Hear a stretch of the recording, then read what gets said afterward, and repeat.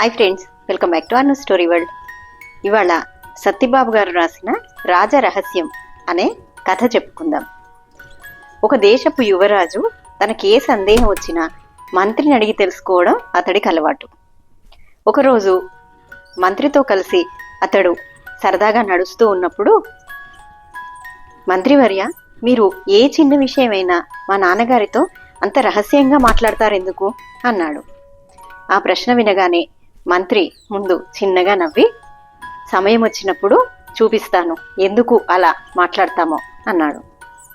ఆ తర్వాత మళ్ళీ కొన్ని రోజులకు వాళ్ళిద్దరూ అలాగే నడుస్తున్నప్పుడు, మన పొరుగు దేశపు రాజైన బ్రహ్మదత్తుడి గూఢచారులిద్దరూ పట్టుబడ్డారు అని యువరాజుతో వెనకగా వస్తున్న సేవకులకు వినిపించేలా కొంచెం గట్టిగా చెప్పాడు మంత్రి.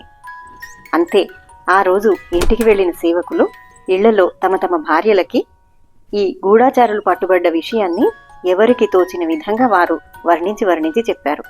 ఒకడేమో గూఢచారులు రాజమందిరంలో పట్టుబడ్డారని, మరొకడేమో రాజు మంత్రి ఈ విషయం గురించి చర్చలు జరుపుతున్నారని, ఇంకొకడైతే యుద్ధం రాబోతుందని, ఇలా ఎవరికి తోచిన విధంగా వాళ్ళు చెప్పారు.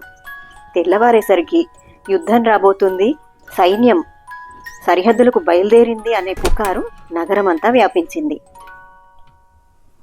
ప్రజలు వస్తువులను ఇళ్లలో పోగేసుకోవడం మొదలుపెట్టారు. వర్తకులు అమాంతంగా ధరలు పెంచేశారు. నగరమంతా అల్లకల్లోలంగా తయారైంది. వెంటనే రాజు యుద్ధం రాబోవడం లేదు అని చాటింపు వేస్తే గాని మళ్ళీ నగరం యథాస్థితికి రాలేదు. అప్పుడు మంత్రి యువరాజుతో, చూసావా నాయన, చిన్న రహస్యం వల్ల ఎంత కల్లోలమైందో అన్నాడు. అదే కథ.